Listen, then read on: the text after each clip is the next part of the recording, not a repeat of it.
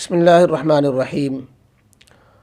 آج اتوار کی خصوصی محفل سوال جواب کی نشست میں آپ حضرات کا استقبال خیر مقدم ہے۔ یہ سیشن 57 ہے۔ اب تک الحمدللہ 56 سیشن آپ کے سامنے آ چکے ہیں۔ اس میں ہفتے بھر میں جو کمنٹ میں سوالات آتے ہیں ان کو اس میں شامل کیا جاتا ہے اور اس کے مختصر جوابات دیے جاتے ہیں۔ آج بھی ہمارے پاس بہت سارے سوالات ہیں، ہم ان کو پڑھ کر کے اختصار کے ساتھ ان کا جواب دے رہے ہیں۔ پہلا نام ہے فاروق فتح پور، کہتے ہیں مفتی صاحب السلام علیکم۔ وعلیکم السلام۔ قرآن خوانی کے لیے مسجد سے اعلان کرنا کیسا ہے؟ اور قرآن خوانی میں بہت سے لوگ گھر گھر جا کر پارا لیتے ہیں کہ مرحوم کو ایصال ثواب کر دیا جائے، یہ گھر میں پارا لینا دینا کیسا ہے؟ جواب یہ ہے کہ قرآن خوانی کے ذریعے ایصال ثواب کرنا تو درست ہے، اہل سنت والجماعت و احناف کے ہاں یہی ہے کہ قرآن پڑھ کر مرحوم کو بخشا جا سکتا ہے، لیکن اس کے لیے یہ جو دو طریقے آپ نے بتائے کہ مسجد سے اعلان کرنا یا گھر گھر پاروں کی تقسیم، یہ دونوں باتیں یہ غلط ہیں، شریعت میں اضافہ ہیں، بدعت ہیں۔ ایسا کوئی طریقہ خیر القرون میں نہیں ملتا کہ اس کو اس طرح اجتماعی اعلان کر کے کیا جا رہا ہو یا اس طرح پاروں کی تقسیم یا جو ہے ایک ایک کو اس طرح بانٹا جا رہا ہو کلام پاک کہ اس طرح پڑھ دیں۔ بس گھر کے لوگ بیٹھ کے پڑھ لیں اور لوگ انفرادی طور پر پڑھ لیں۔ اس پر ہماری ایک ویڈیو بھی ہے، اس کو آپ ڈسکرپشن میں دیکھ لیجئے گا، اس میں تفصیل معلوم ہو جائے گی۔ اگلا سوال AR حبیب کمنٹ میں پوچھتے ہیں الحمدللہ رب العالمین میں اللہ کی الف کہاں ہے؟ الحمد لے اللہ ہونا چاہیے۔ اچھا، اللہ جب اس میں معرفہ ہے پھر اس کی الف کو حذف کس قاعدے کی بنیاد پر کیا گیا ہے؟ اسلم اس میں معرفہ ہے، کیا حاضل کتاب و لسلم کہنا درست ہوگا لے اسلم کی جگہ؟ انہوں نے جو سوال کیا ہے وہ عربی گرامر سے تعلق رکھتا ہے۔ لفظ اللہ کے بارے میں غالباً ان کو گرامر صحیح معلوم نہیں ہے۔ الف لام جو اس میں ہے وہ علم ہی نہیں ہے، اس کے دو حیثیتیں ہیں۔ ایک تو یہ کہ الف لام تعریف کا ہے، دوسری کہ کہیں اس کا استعمال بطور علم کے بھی ہوتا ہے۔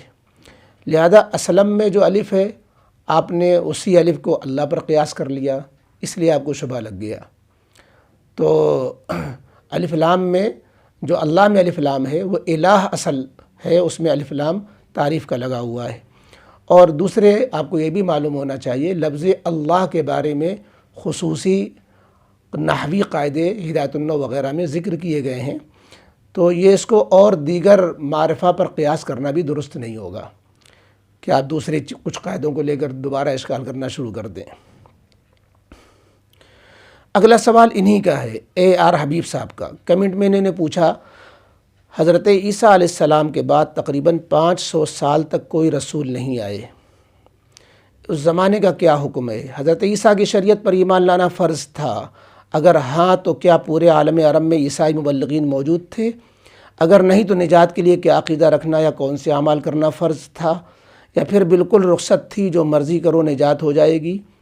اسی سے وابستہ یہ بات بھی ہے کہ رسول اللہ صلی اللہ علیہ وسلم کے والدین کا کیا حکم ہے؟ مذکورہ آپشنز میں سے آپ جس کو بھی طے فرما دیں، کیا ان کی زندگی اس آپشن کے مطابق تھی؟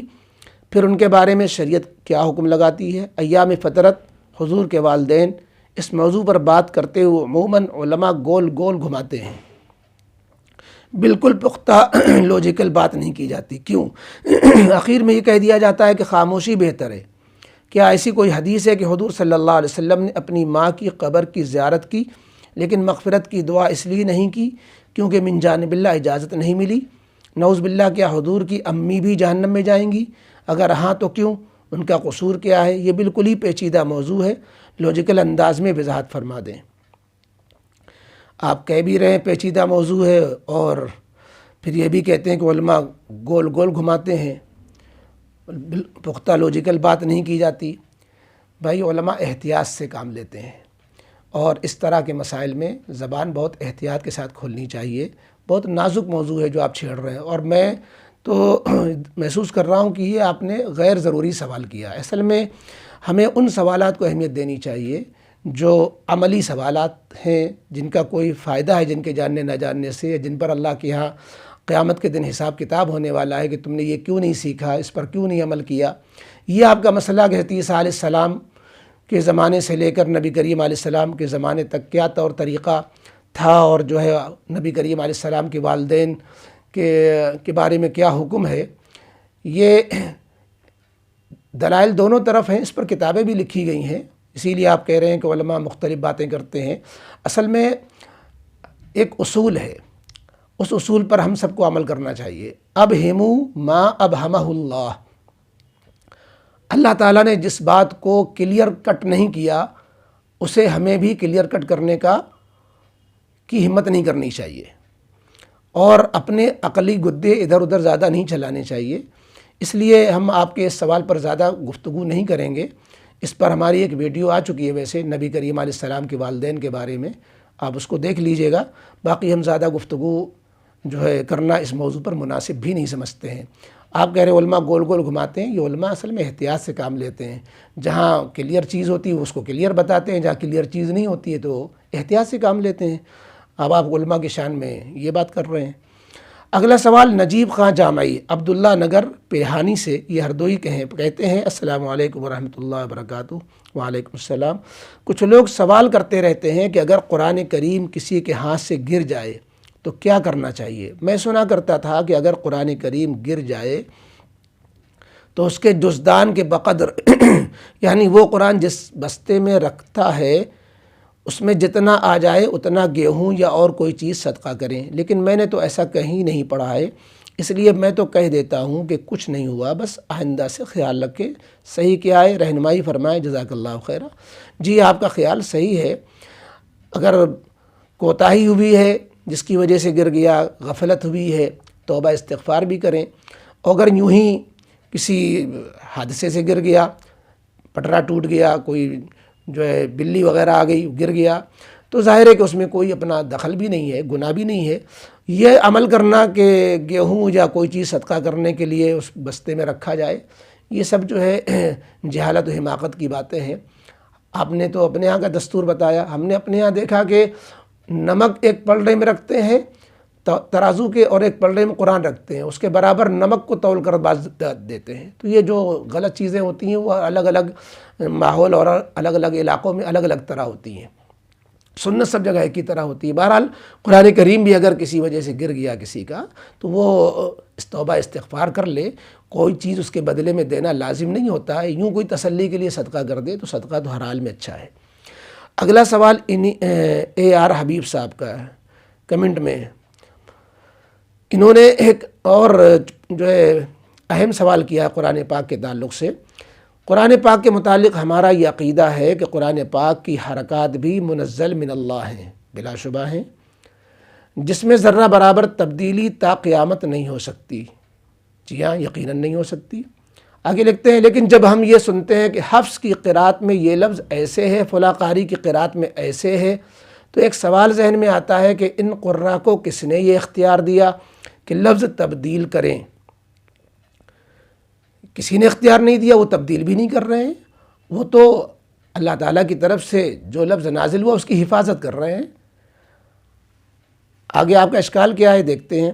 امام حفص کی یا دیگر قراء کی حیثیت کیا ہے؟ کیا روات حدیث کی طرح ایک راوی ہیں؟ نہیں، وہ ناقل ہیں، محافظ ہیں، نبی کریم علیہ السلام سے جو روایتیں منقول ہے قرات کے تعلق سے اس کو آگے چلا رہے ہیں، آگے بڑھا رہے ہیں۔ اگر نہیں تو اللہ نے جبریل کے واسطے سے جو الفاظ حضور صلی اللہ علیہ وسلم پر نازل فرمائے ہیں ان کو بدلنے والے یہ کون ہوتے ہیں؟ نہیں بدلا انہوں نے، نہیں بدلنے والے کوئی ہوتے ہیں۔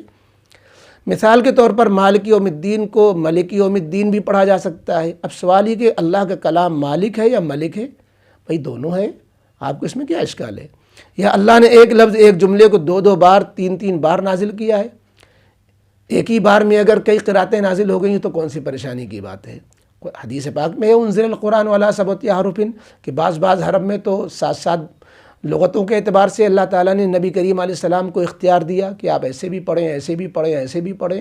مختلف لغتیں رائج تھیں، آپ جو ہے سب لغتوں کی رعایت سے پڑھیں، جس کی وجہ سے ایک قاری نے ایک لفظ لے لیا، دوسرے قاری نے دوسرا لفظ لے لیا۔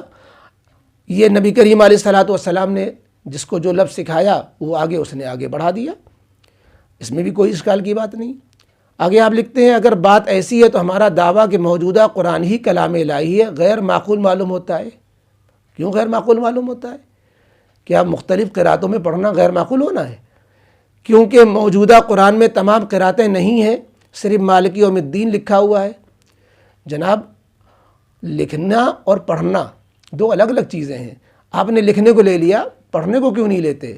قرآن کریم جو موجودہ قرآن میں جو تمام قراتیں اگر لکھی بھی نہیں ہیں تو کیا پڑھنا بھی منع ہے؟ محفوظ تو ہے، پورا ایک فن ہے قرات کا، تو اگر اس میں محفوظ ہیں تو نہ لکھنے کی وجہ سے، اور نہ لکھنے کی وجہ جو قرآن کریم کی تاریخ ہے وہ آپ مطالعہ کریں، آپ کو معلوم ہو جائے گی۔ حضرت عثمان غنی رضی اللہ تعالیٰ عنہ نے کیوں لوگوں کو ایک قرات پر جمع کر دیا تھا؟ اس پر مستقل ہمارا یہ جو دوسرا چینل ہے درس قرآن، جو آج کل جو ہے نہیں آ رہا ہے، تو اس میں شروع کی ویڈیو میں آپ کو اس کا جو ہے ڈسکرپشن میں لنک دے دیا جائے گا، آپ پوری تاریخ اس کی پڑھ لیجئے گا کہ قرآن کریم کیوں ایک حرف پر جمع کیا گیا اور 7 حرف کے کیا معنی ہے۔ انشاءاللہ آپ کو تفصیل معلوم ہو جائے گی۔ آپ نے اس میں درخواست بھی کی ہے کہ ایک چھوٹی سی ویڈیو بنا دیں، تو الحمدللہ وہ ویڈیو آپ کے لیے انشاءاللہ کافی ہوگی۔ اخیر میں آپ نے لکھا، ایک معروف اسکالر صاحب فرماتے ہیں کہ قرہ کا اختلاف عجم کا فتنہ ہے۔ یہ اسکالر صاحب خود فتنہ ہیں، جو حدیث پاک سے صحیح چیزوں کے ثابت ہونے کو بھی عجم کا فتنہ بتاتے ہیں، یہ فتنہ ہی پھیلا رہے ہیں۔ محترم کے ایک جملے نے تمام شکوک و شبہات دور کر دیے۔ واہ صاحب باب، آپ بھی فتنے کے جو ہے کا شکار ہو گئے۔ لیکن علماء کرام کا بڑا طبقہ محترم سے اختلاف کرتا ہے۔ غلط بات کہیں گے تو اختلاف نہیں کیا جائے گا، لیکن اختلاف کے نتیجے میں جو شبہات پیدا ہوتے ہیں ان کا تشفی بخش معقول جواب نہیں دیا جاتا۔ اب آپ کی نگاہ میں معقول جواب کو بھی نامعقول سمجھا جائے تو اس کا کیا علاج ہے؟ بہرحال ہم نے آپ کی چیزیں پڑھ کر کے ساتھ ہی ساتھ جواب بھی دیا ہے۔ ہمیں مزید تفصیل کے لیے آپ ویڈیو دیکھیے۔ اگلا سوال جناب خدیجہ بیگم کا ہے۔ کمنٹ میں پوچھتی ہیں خدیجہ نام کے کیا معنی ہوتے ہیں؟ خدیجہ یہ نبی کریم علیہ السلام کی سب سے پہلی بیوی حضرت خدیجہ رضی اللہ تعالی عنہا کا نام ہے، اور اس کے 2 معنی اور کئی معنی آتے ہیں۔ ایک معنی ناقص الخلقت کے بھی آتے ہیں، ناقص کے، لیکن ایک اچھے معنی بھی آتے ہیں سخاوت کے اور بخشش کے۔ لہذا جو ہے بس نسبت ہی کافی ہے کہ حضرت خدیجہ رضی اللہ تعالی عنہا نبی کریم علیہ السلام کی زوجہ کا نام ہے۔ اگلا سوال وسیم احمد جوہی کالونی کانپور کہتے ہیں السلام علیکم ورحمۃ اللہ وبرکاتہ۔ وعلیکم السلام۔ کہتے ہیں مفتی صاحب برائے مہربانی میرے سوال کا جواب فراہم کریں۔ ان کا سوال ہے کل مخلوق کا رزق اللہ کے ذمے ہے، میں یہ جاننا چاہتا ہوں کہ اس کے دائرے میں کون کون سی چیزیں داخل ہیں؟ آج کے دور میں جیسا کہ mobile phone, internet, recharge, laptop وغیرہ، education, fridge, higher education, fridge, A C, inverter وغیرہ جو کہ پہلے کے دور میں نہیں ہوتی تھیں، اس کے دائرے میں ہے یا نہیں؟ اللہ کے واسطے جلدی میری اصلاح فرمائے، جزاک اللہ خیرہ۔ رزق جو اردو میں بولتے ہیں اس کو تو روزی کے معنی بولتے ہیں، آمدنی اور مال دولت کو، ورنہ اللہ تعالیٰ کے ہاں رزق جو ہے عام معنی میں بولا جاتا ہے کہ اللہ تعالیٰ جس کے لیے چاہتے ہیں رزق بڑھا دیتے ہیں، جس کے لیے چاہتے ہیں تنگ کر دیتے ہیں، اور اللہ استبی من یشاء، اس طرح کچھ اور آیتوں میں بھی جو ہے رزق کو عام مفہوم میں لیا گیا ہے۔ رزاق عالم نے جس کو جو بھی نعمت عطا فرمائی وہ رزق ہی ہے۔ رزق چاہے وہ جدید ٹیکنالوجی کی شکل میں ہو یا رزق جو ہے مادی چیزوں کی شکل میں ہو، رزق علم کی شکل میں ہو، وہ سب رزق کی قسمیں ہی ہے، لہذا اس کو بھی رزق بولنے میں کوئی حرج نہیں ہے۔ اور اس کے علاوہ آپ کا کوئی وجہ ہو تو اشکال ہو تو دوبارہ کر لیجئے گا، اس کو صاف کر دیں گے۔ اگلا سوال محمد سعد کرنیل گنج کانپور کہتے ہیں السلام علیکم۔ وعلیکم السلام۔ کیا غیر مسلم کو کافر کہہ سکتے ہیں؟ عوام الناس میں یہ بات بہت گردش کرتی ہے کہ غیر مسلم کو کافر نہ کہو، اللہ اسے ہدایت دے سکتا ہے اور وہ کلمہ پڑھ سکتا ہے۔ آپ سے گزارش ہے کہ یہ وضاحت فرما دیں۔ جب تک وہ اسلام نہیں لاتا جب تک تو وہ کافر ہی ہے۔ کافر کے معنی کیا ہے؟ کفر کے معنی آتے ہیں اسلام کا منکر، نبی کا منکر یا قرآن کا منکر، اللہ کی وحدانیت کا منکر۔ تو ظاہر ہے کہ یہ اپنے لغوی معنی کے اعتبار سے کافر کہا جائے گا۔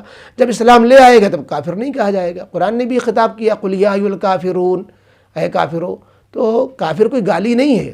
کافر کا معنی ہے نان مسلم، یعنی اسلام کو نہ ماننے والا۔ تو کیا حرج ہے جیسے تو کیا ہم اس کو مسلمان کہہ دیں؟ اگر مسلمان کہہ دیں گے تو شاید چڑھ دوڑے، کیا مسلمان نہیں ہم کو، ہم مسلمان کیوں کہہ رہے ہیں؟ تو لہذا کافر کو کافر کہنا یہ اس کے نظریے کی طرف اشارہ کرنا ہوتا ہے کہ یہ مسلمان یہ کافر ہیں، یعنی اسلام کو ماننے والے نہیں ہیں۔ اگلا سوال طلحہ انصاری کمنٹ میں پوچھتے ہیں، ایک سوال ہے کہ بیوہ عورتوں کو جو ہر مہینہ سرکاری پیسہ ملتا ہے وہ شریعت کے اعتبار سے درست ہے یا نہیں؟ جی ہاں، بالکل درست ہے، شریعت سرکاری اسکیم ہے بیوہ لوگوں کے لیے، تو بیوہ اس سے فائدہ اٹھا سکتی ہیں۔ ہاں، شوہر کے زندہ ہوتے ہوئے اور نکاح باقی رہتے ہوئے اپنے کو بیوہ نہ ظاہر کریں، ایسا بھی دیکھا گیا کہ پینشن لینے کے لیے، سرکاری پیسہ لینے کے لیے شوہر کو محروم ظاہر کر دیا۔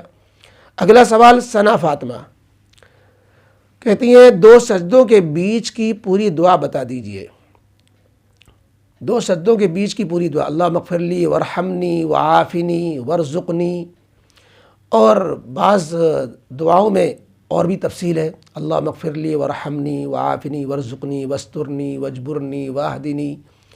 بہرحال یہ امام کے علاوہ باقی لوگ جو ہے اپنے 2 سجدوں کے بیچ میں پڑھ لیا کریں تو اچھا ہے۔ اگلا سوال آفرین، انہوں نے سلام کے بعد مسئلہ پوچھا کہ مسئلہ جاننا ہے، میری شادی نومبر میں ہوئی ہے اور اس رمضان میں میرے اوپر زکوٰۃ فرض ہے یا نہیں؟ زکوٰۃ کے پورے مسئلے جاننا اور کس طرح فرض ہے، پلیز اس پہ ایک ڈیٹیل ویڈیو بنا کے ڈال دیں۔ اور ایک سوال اور ہے، اگر مہر میں گولڈ ملا ہے تو کیا اس گولڈ کی زکوٰۃ نکلے گی؟ دیکھیے، آپ کی شادی نومبر میں ہوئی ہے تو اس وقت جو اسلامی مہینہ رہا ہو، جب وہ اسلامی مہینہ آ جائے یعنی 1 سال پورا ہو جائے، تو اب آپ جو سونے چاندی اور نقد کی مالک بن گئی ہیں تو سال گزرنے پر پھر آپ پر زکوٰۃ آئے گی۔ یوں ابھی 4-5 مہینے ہوئے، رمضان آ گیا، تو رمضان کو ہی ضروری نہیں کہ رمضان پہ ہی آپ کا سال پورا ہو۔ ہاں، اگر آپ پیشگی زکوٰۃ دینا چاہیں کہ مہینہ تو پورا ہوگا، 4 مہینے بعد، 5 مہینے بعد سال پورا ہوگا، ہم جو ہے لاؤ پہلے ہی سے دے دیں، تو پہلے سے دینے کا ثواب الگ ہے اور رمضان کا ثواب بھی آپ کو مل جائے گا۔ اس بنا پر آپ زکوٰۃ پہلے تو دے سکتی ہیں، لیکن زکوٰۃ کی ادائیگی آپ کے ذمے لازم ہوگی جب آپ مالدار بنی ہیں، جیسے شادی کی وجہ سے آپ کو پیسہ اور دولت اور مال وغیرہ، گولڈ وغیرہ کی وجہ سے، اور گولڈ پر بھی زکوٰۃ ہوتی ہے، چاہے زیور کی شکل میں ہو چاہے جس شکل میں ہو، بشرطے کہ وہ نصاب کے برابر ہو۔ اس پر بھی ہماری پوری ایک ویڈیو ہے زکوٰۃ کے تعلق سے، اس کو بھی آپ دیکھ لیجئے گا، زکوٰۃ کی تفصیلات اس میں مل جائیں گی۔ اگلا سوال جناب زینب صاحبہ کا ہے، مفتی صاحب میرا سوال یہ ہے کہ اگر نیاز کا کھانا گھر پر بھیجا ہے کسی نے تو اسے کھانا جائز ہے یا کسی غریب کو دے دے؟ اور اگر کوئی غریب نہ ہو تو خود کھا سکتے ہیں یا اس کو ہرگز کھانا جائز نہ ہوگا؟ نیاز کا کھانا ایک تو ہوتا ہے بطور ایصال ثواب کے، جو لوگ دیتے ہیں غریبوں کو، تو ظاہر ہے غریبوں ہی کو کھلانا چاہیے، خود نہ کھائیں نہ جو ہے مالداروں کو دیں۔ اور نیاز کے کھانے کا ایک معنی ہوتا ہے کہ جو لوگ رسم والے کھانے کرتے ہیں، 11ویں ہے اور کچھ اور رسومات ہوتی ہیں، تیجا 40واں، وہ بھی جو ہے ظاہر ہے کہ غریبوں کا حق ہے۔ اور بعض دفعہ نیاز کا کھانا کہ کھانے پر برکت کی دعا پڑھ دی گئی اور اس کو دے دیا گیا تو اس میں گنجائش ہے، لیکن اسے نیاز کا کھانا عام طور پر نہیں بولا جاتا۔ تو بہرحال یہ جو ایصال ثواب کا جو کھانا ہے وہ غریبوں کو ہی دینا چاہیے، ورنہ جانوروں کو کھلا دیں، خود مالداروں کو نہیں کھانا چاہیے۔ اگلا سوال شعیب جمال صاحب کا ہے، انہوں نے ایک فوٹو بھیجا ہے، اس کے بارے میں سوال کیا ہے، کیا اس دعا کو مقدار میں پڑھنا ہے یا ایسے ہی پڑھتے رہنا ہے رمضان تک؟ غالباً اللہم بارک لنا فی رجب و شعبان وبلغنا رمضان کے بارے میں ہے۔ یہ دعا کثرت سے پڑھنا ہے، جب بھی دعا مانگیں تو یہ دعا بھی مانگیں، جب بھی دعا مانگیں اور دعائیں تو یہ دعا بھی مانگ لیا کریں، بس یہ اس کا مقصد ہے۔ اگلا سوال محمد لقمان صالح کہتے ہیں، ماہرہ ارم کے معنی کیا ہیں؟ ارم تو شداد کی جنت کا نام تھا، اور ارم کے معنی بعد میں مطلق باغ کے ہو گئے، کوئی بھی کیاری باغ، اور ماہرہ معنی ماہر جو مہارت رکھتا ہو، تو ماہرہ ارم نام رکھ سکتے ہیں، یعنی باغ بھی ہے اور مہارت والا بھی ہے۔ ظہور علی مہندی یہ کمنٹ میں پوچھتے ہیں، پلیز یوٹیوب کی ارننگ پر ویڈیو بنائیں۔ جی اس پر ویڈیو موجود ہے، آپ جدید مسائل کے اس میں دیکھ لیں گے، اس پر یہ تفصیل ہے اس کی۔ یوٹیوب کی آمدنی، دراصل اس میں جو اشتہارات کی آمدنی ہوتی ہے، جو اشتہارات ناجائز ہیں وہ اپنے خواہش سے لگوانا اور اس کی آمدنی حاصل کرنا، یہ تو ناجائز ہوگا۔ آپ کے اختیار کے بغیر وہ لگا رہے ہیں، بلکہ آپ کے منع کرنے کے باوجود لگا رہے ہیں، تو احتیاطاً کچھ رقم صدقہ کر دیں اور پھر جو ہے رقم درست ہوگی۔ ویسے یوٹیوب کی یہ آمدنی اس طرح مطلقاً درست نہیں ہے۔ اگلا سوال محمد فرحان کانپور کمنٹ میں پوچھتے ہیں، میرے 2 سوال ہیں۔ نمبر 1، جب کچھ پڑھ کے بخشے تو کیا جو بھی پڑھا ہے وہ سب خاندان والوں کو پہنچتا ہے یا جس کا نام پہلے لے لیا ہے صرف اسی کو پہنچتا ہے؟ جی سب کو پہنچتا ہے، جس کی آپ نیت کریں گے سب کو برابر برابر پہنچتا ہے۔ اللہ تعالیٰ کے یہاں بڑی فیاضی ہے۔ نمبر 2 کہتے ہیں کہ صبح فجر کی نماز کے بعد دروازے کھول دینا چاہیے، روزی آتی ہے، یہ بات صحیح ہے؟ یا فجر کی نماز پڑھ کے سو جانا بہتر ہے؟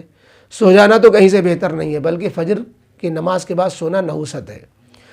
فجر کی نماز کے بعد سونے کی عادت کو علماء نے مکروہ لکھا ہے، الا یہ کہ ایمرجنسی ہو، کوئی کہ رات میں جلدی سونے کا کوئی موقع ہی نہیں ہے اور جو ہے نیند پوری اس کے بغیر نہیں کی جا سکتی، تو ہو سکتا ہے پھر وہ عذر معاف ہو جائے، لیکن عذر بھی ہونا چاہیے۔ ہم نے تو اپنا ماحول ہی غلط بنا رکھا ہے۔ اور صبح کی فجر کی نماز کے بعد دروازے کھول دینا روزی آنے کے لیے، اللہ تعالیٰ کو روزی دینے کے لیے آپ کے دروازے کھلوانے کی ضرورت نہیں ہے۔ اللہ تعالیٰ روزی دینے والے ہیں اور روزی کے فیصلے آسمان سے آتے ہیں، اس کے لیے آپ دروازے کھولیں، یہ تو جہالت کی بات ہے۔ دروازے کھولنے نہ کھولنے سے اس کا کوئی تعلق نہیں ہے۔ اگلا سوال ابو عفاف کلکتہ کمنٹ میں پوچھتے ہیں، تبلیغی بھائی لوگ بولتے ہیں کہ جہاں گشت ہوتا ہے وہاں عذاب قبر ٹل جاتا ہے، میں تشویش میں ہوں، مہربانی فرما کر وضاحت فرمائیے۔ آپ کی تشویش کیا ہے یہ تو آپ نے ظاہر نہیں کی۔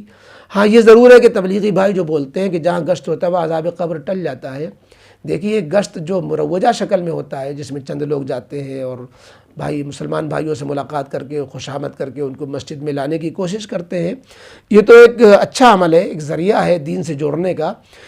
اس گشت کی مخصوص شکل پر تو کوئی حدیث موجود نہیں ہے، بس یہ ہے کہ ایک ذریعہ ہے اور اللہ تعالیٰ کے ثواب ہے۔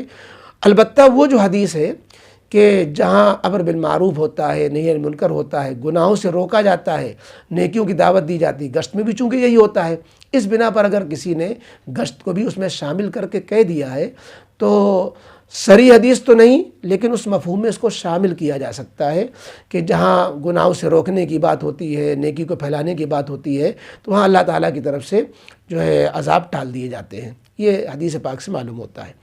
اگلا سوال عامر قاسمی صاحب کا ہے، انہوں نے سلام کے بعد پوچھا کہ اب بالغہ بچیوں کا مسابقہ قرات آن لائن درست ہے، جبکہ فقہا فرماتے ہیں صوت المرأۃ عورتن۔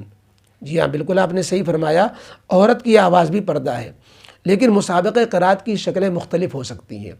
اگر زوم لے لیا گیا ہے اور اس پر جو ہے صرف وہی لوگ جن کو جوڑنا مقصود ہے، صرف عورتیں جڑ جاتی ہیں، کوئی اور اپنے اختیار سے ان کے چاہے بغیر نہیں جڑ سکتا اور مرد حضرات اس میں شامل نہ ہو، تو عورتیں اپنا کوئی مسابقہ، جیسے تعلیم آن لائن ہوتی ہے اس میں صرف شاگردوں کو جوڑا جاتا ہے اور شخص اس سے استفادہ نہیں کر سکتا، تو اگر اس طرح کی کوئی شکل جو ہے سیپریٹ شکل بنائی جائے جس میں عورتیں ایک دوسرے کی آواز سنیں تو اس میں کوئی حرج کی بات نہیں ہے، اس طرح مسابقہ قرات بھی درست ہوگا۔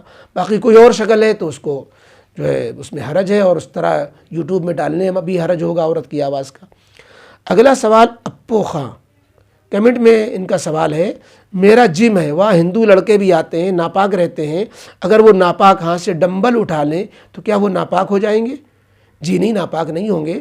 وہ جو ہندوؤں کے ناپاک ہونے کے معنی یہ نہیں ہے کہ وہ ان کا جسم ظاہری اعتبار سے بھی ناپاک ہے۔ اگر ناپاکی لگی ہوگی تو مسلمان کے ناپاکی لگی ہو یا غیر مسلم کے لگی ہو تو وہ ناپاکی سے ناپاک ہوں گے، ورنہ ناپاکی نہیں لگی ہے تو ناپاک نہیں ہوں گے۔ ڈمبل اٹھا لیں گے تو بھی وہ ڈمبل ناپاک نہیں ہو جائے گا۔ اگلا سوال نام نہیں ہے اس میں، ایک واٹس ایپ پر سوال ہے ریکارڈنگ میں، جس میں پوچھا ہے مفتی صاحب عذاب قبر سے حفاظت کے بارے میں جو سورہ ملک کی فضیلت وارد ہوئی ہے اس کی تھوڑی سی وضاحت کر دیجئے کہ وہ حدیث صحیح ہے یا ضعیف ہے، میں نے سنا ہے کہ بعض علماء اس کے ذوف کے قائل ہیں۔ جی ہاں، بعض صحیح حدیثیں بھی ہیں، بعض ضعیف حدیثیں بھی ہیں، اور ضعیف حدیثوں پر بھی چونکہ موضوع ایک دم نہیں ہے لہذا اس پر عمل کرنے کی گنجائش ہوتی ہے، عمل کا معاملہ ہے، عمل کریں، ضعیف ہونے کی وجہ سے نظر انداز نہ کریں۔ اگلا سوال اخت عزیر، ان کا سوال جو ہے تین جز پر مشتمل ہے۔ پہلا جز ہے واٹس ایپ اسٹیٹس پر کسی نے اپنا فوٹو لگایا تو کیا ہم اس فوٹو کا اسکرین شاٹ لے سکتے ہیں؟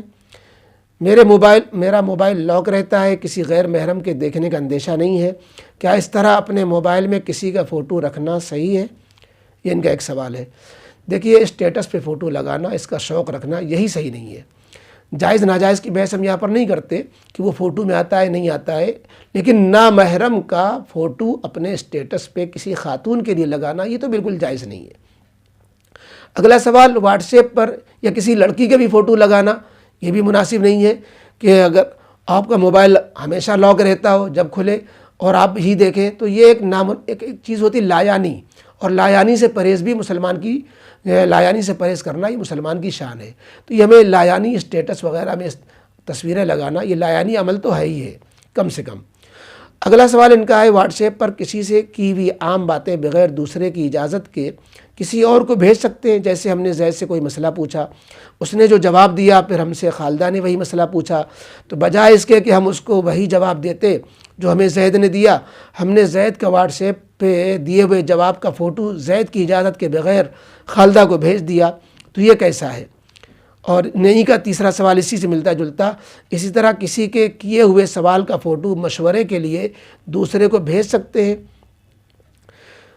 اس میں سوال کی نوعیت کے اعتبار سے حکم بدلے گا۔ ایک تو سوال مثلاً عام سوال ہے، نماز ہوئی کہ نہیں ہوئی، سجدہ واجب ہوا کہ نہیں ہوا، پاکی ہوئی کہ نہیں ہوئی، تو ظاہر ہے کہ جواب بھی بھیج سکتے ہیں۔ کسی نے سوال کیا ہے، سوال کرنے کے لیے دوسرے کو وہ سوال بھیج دیا، تو اس میں کوئی حرج نہیں۔ لیکن بعض سوال ذاتی مشورے کی لائن کے ہوتے ہیں یا جو ہے خفیہ ہوتے ہیں، صیغہ راز میں لوگ سوال کرنے والا اپنے سوال کو رکھنا چاہتا ہے، جواب کو رکھنا چاہتا ہے، مثلا کسی کے بارے میں کہ فلانی جگہ شادی کرنا مناسب ہوگا نہیں ہوگا، ان کے یہ حوال ہے۔ اب ظاہر ہے کہ اس کا جواب اس طرح عام کیا جائے یا جو ہے وہ سوال ہی عام کیا جائے تو یہ امانت میں خیانت ہوگی۔ تو یہ سوال کی نوعیت کے اعتبار سے طے کیا جائے گا کہ یہ امانت ہے، اس کو شیئر نہ کیا جائے، یا یہ دین کی اشاعت ہے کہ اس کو شیئر کیا جائے۔ یہ سوال کی نوعیت کے اعتبار سے اس کا حکم الگ الگ ہوگا۔ اب آخری سوال جناب کمال احمد صاحب ہمایوں باغ چمن گنج کا، سلام کے بعد ان کا سوال ہے، مفتی صاحب سعودی جدہ میں میری ایک کزن ہمشیرہ ہیں، انہوں نے ایک مریض کے علاج و آپریشن کے لیے قریب 37,000 روپے، بعد میں انہوں نے درست کیا کہ 37,000 نہیں 70,000 روپے بھیجے تھے، اور وہ پیسہ اس مریض کے بیٹے کے ذریعے راستے میں بائک سے جاتے ہوئے ایک حادثے میں اس کے سر میں شدید چوٹ آنے کی وجہ سے لوگوں کے ذریعے پیسوں کا وہ بیگ غائب کر دیا گیا۔ انا للہ و انا راجعون۔ یہ پیسہ ہاسپٹل میں جمع ہونا تھا۔ ہماری ہمشیرہ صاحبہ کا یہ معلوم کرنا ہے کہ جو پیسے زکوٰۃ کے مد میں دیے گئے اور وہ حادثے میں وہ پیسے ضائع ہو گئے، اب وہ پیسے مریض کے علاج میں بھی نہیں صرف ہو سکے، تو کیا اب اتنی زکوٰۃ دوبارہ نکالنی ہوگی یا ادا ہو گئی؟ مہربانی فرما کر مسئلے کا حل بتا دیجئے۔ جواب اس کا یہ ہے کہ چونکہ اپنے مصرف میں یہ زکوٰۃ غریب تک پہنچ نہیں سکی، اس لیے مالدار کو یہ زکوٰۃ دوبارہ نکالنی ہوگی، چونکہ زکوٰۃ کی ادائیگی کے لیے ضروری ہے کہ غریب تک پہنچ جائے۔ غریب تک نہیں پہنچ سکی تو زکوٰۃ ادا نہیں ہوئی، دوبارہ ادا کر دے۔ یہ جو رقم ضائع ہو گئی اس پر بھی آپ کو صدقے کا ثواب مل جائے گا۔ یہ تھے چند سوالات جن کے جوابات عرض کیے گئے، اور اب ہم آپ سے اجازت چاہتے ہیں۔ امید ہے کہ ہم ہمارے سوالات جوابات سے ہمیشہ استفادہ کرتے رہیں گے اور ہمیں دعاؤں سے نوازیں گے۔ السلام علیکم ورحمۃ اللہ وبرکاتہ۔